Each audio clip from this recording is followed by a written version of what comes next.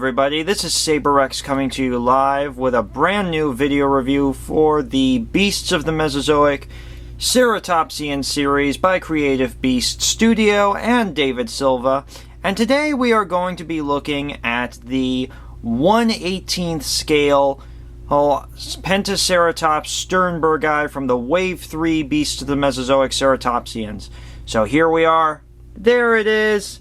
And before we take a look at this figure, let's take a quick look at the packaging for it, shall we? So let's zoom out a little bit, move him off to the side temporarily, and showcase the amazing box that this figure comes in. Yeah, so here you have the Beasts of the Mesozoic Pentaceratops box, and it is flippin' huge. Yeah, it has to be, because Pentaceratops has the largest head proportionate to body size of all the Ceratopsians within the toy line, and all the Ceratopsians in general.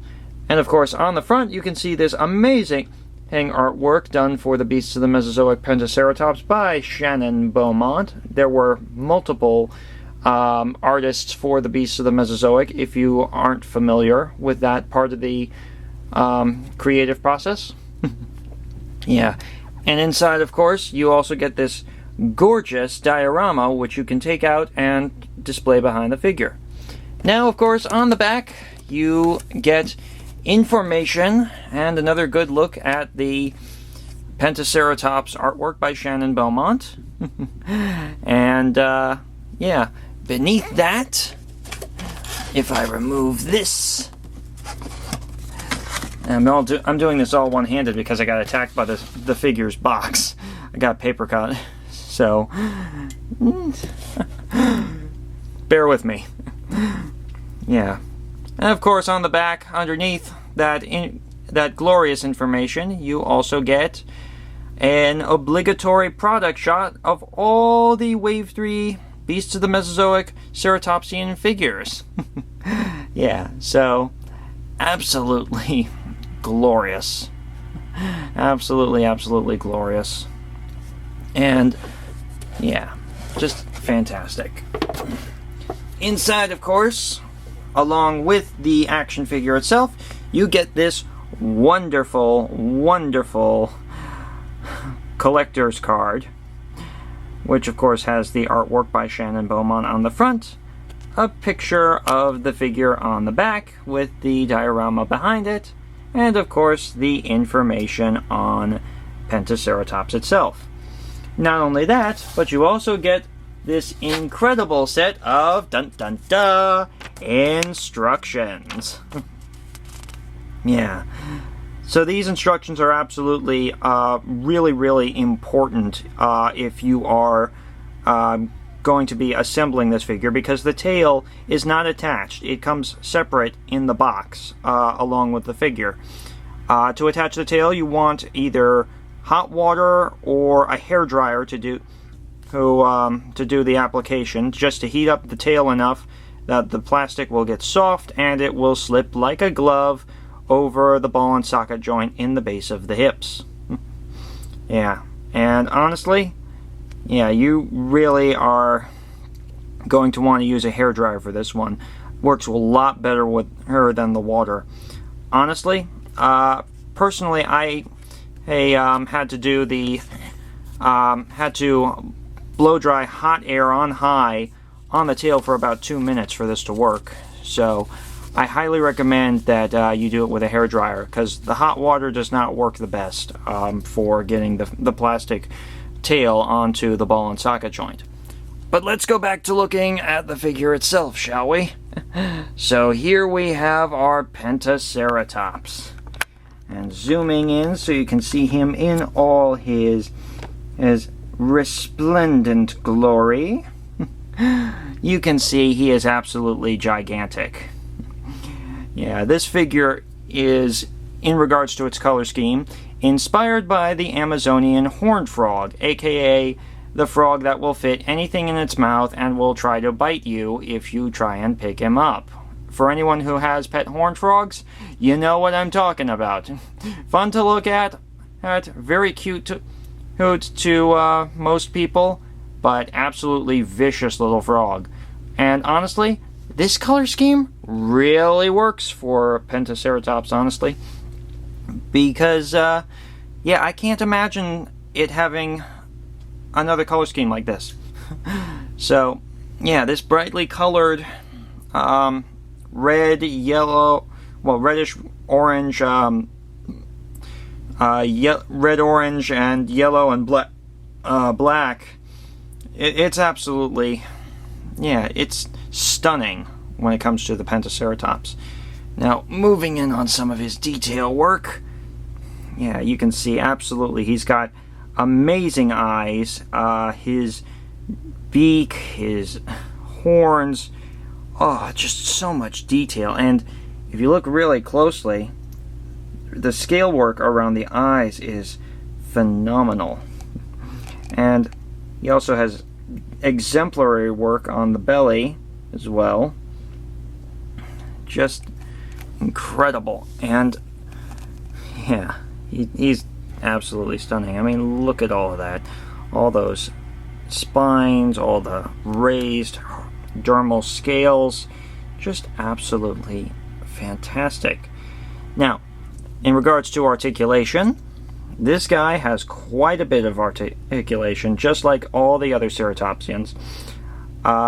His jaws do open and close, like this.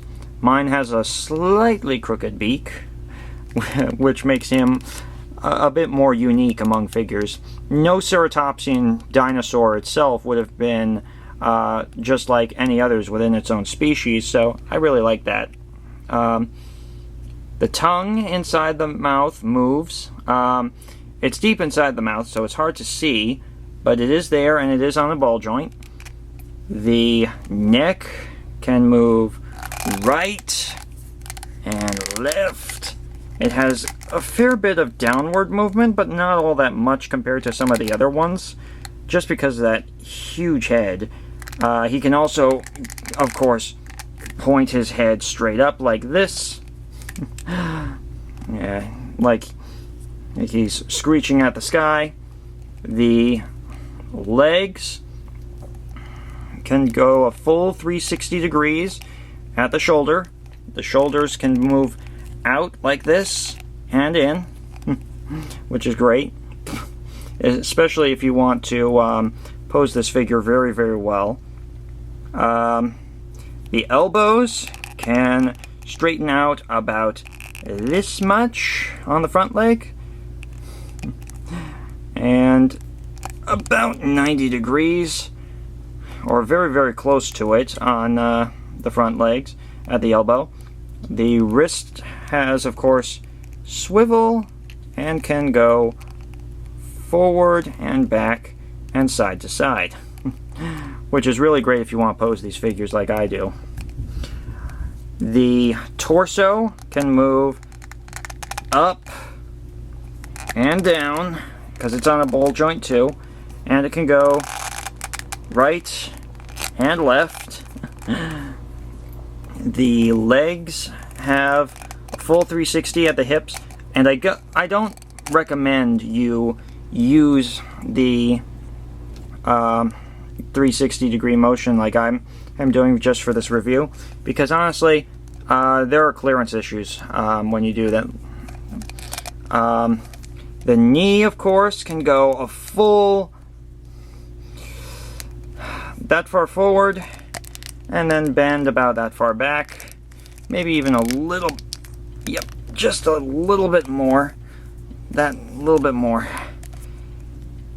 His ankles do move at, oh, right about here. This one is a little stiff, and I'm gonna have to, yeah, this ankle on the left leg is a little stiff, so I am going to have to do a bit of heat treatment with my hair dryer again, just to loosen that one up, make sure nothing breaks. But yeah, he can move it on the other one about that far forward, so you get a nice range of motion in there. You can also move it, that's actually about as far back as you can move it on. necessarily for the ankle. But both feet also have the hip swivel. They can move forward and back, and it just looks really, really good like that. And yeah, last but not least, he also, of course, has tail articulation at the base. So he can move it left, well, he can move it right, left, up, and down. Well, not really down so much because of the way his tail is articulated. But yeah, he can have it straight out, which honestly is really cool.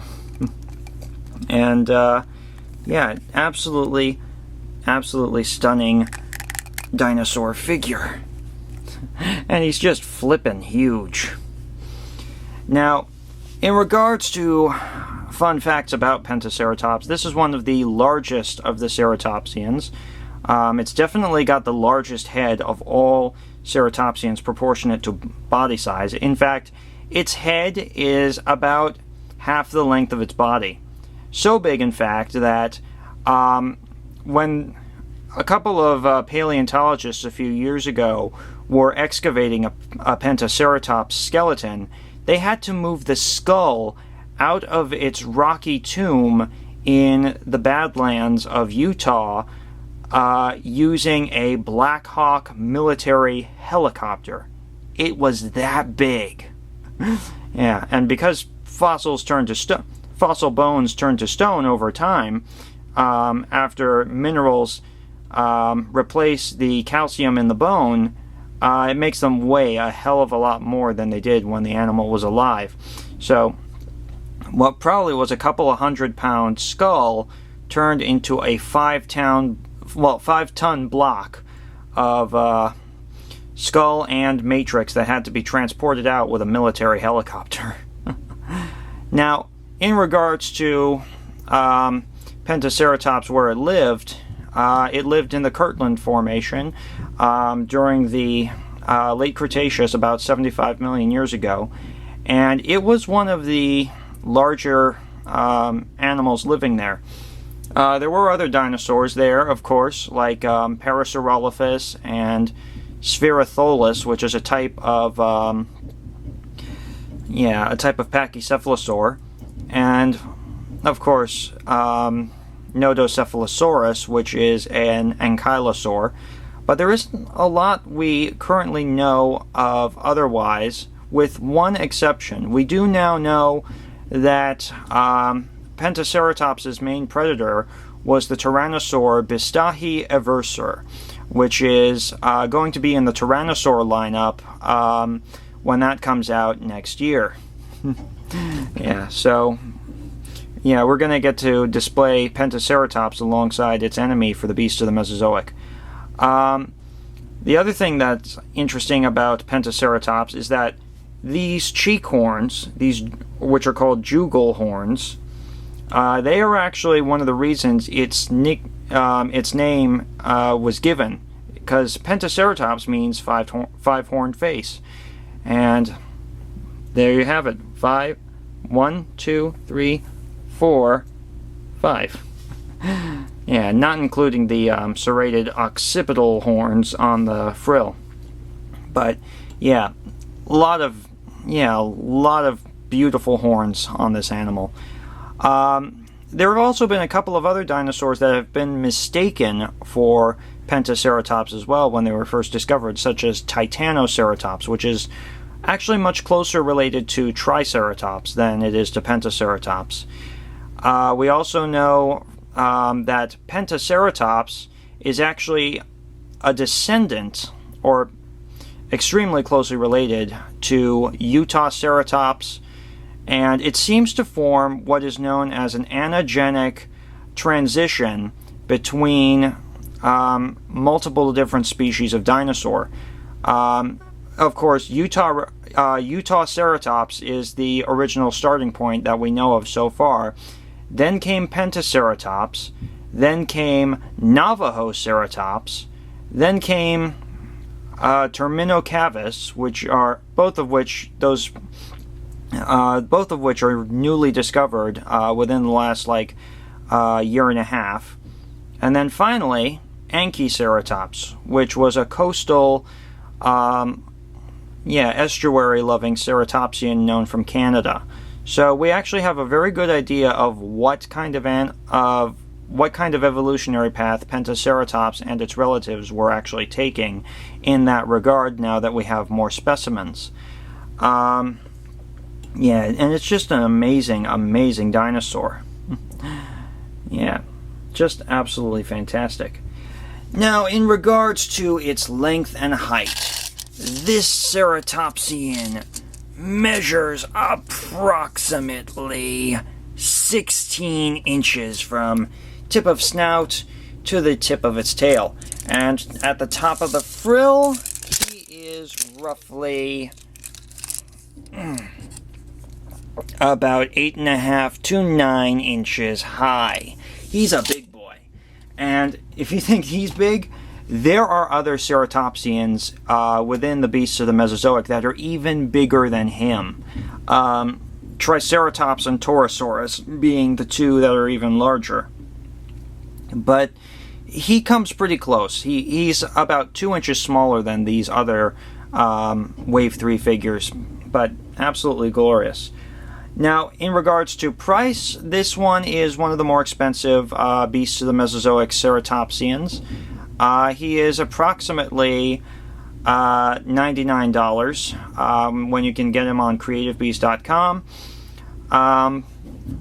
But yeah, he's absolutely to die for. And if you can afford to get him, or if you can save up to get him, I highly recommend it. This is one of the most impressive Ceratopsians out there, and it is quite famous. Among other things, it has appeared in Jurassic World Evolution and Jurassic World Evolution 2, which are both games for the Jurassic World franchise.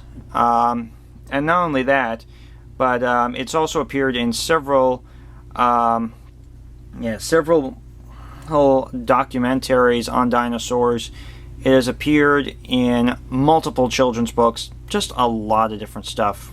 So he's pretty well known. Definitely a figure well worth getting if you can get him. I can't recommend him enough. And I am super, super satisfied that I was able to get this figure. Yeah, he's absolutely one of my favorites for the entire Beasts of the Mesozoic lineup. Yeah. So this is Saber Rex signing off saying, "You're never too old to play with toys.